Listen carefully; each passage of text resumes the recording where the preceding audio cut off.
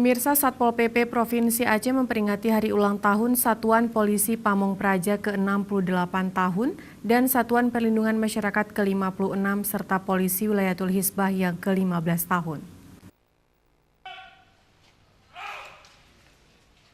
Peringatan hari ulang tahun Satpol PP dan WH serta Linmas ini ditandai dengan upacara bendera yang berlangsung di kantor Satpol PP dan WH Aceh Selasa pagi tadi.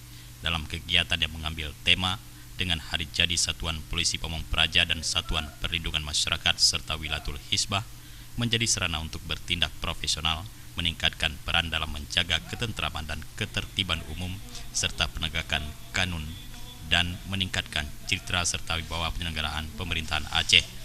Kasatpol PP dan WH Aceh, Dedi Yuswadi dalam sambutannya mengatakan, Satuan Polisi Pamong Praja mempunyai tugas menegakkan peraturan daerah, menyelenggarakan ketertiban umum dan ketentraman, serta menyelenggarakan perlindungan masyarakat.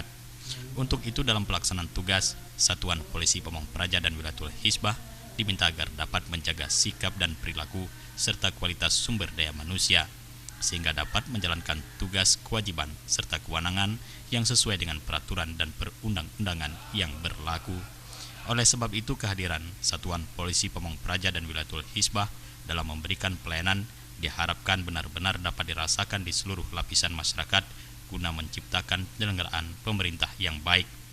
Selain itu, Dedi juga berpesan kepada Satpol PP dan WH agar dapat mewujudkan pelayanan prima kepada masyarakat dalam melaksanakan urusan wajib, ketentraman, dan ketertiban umum serta perlindungan masyarakat.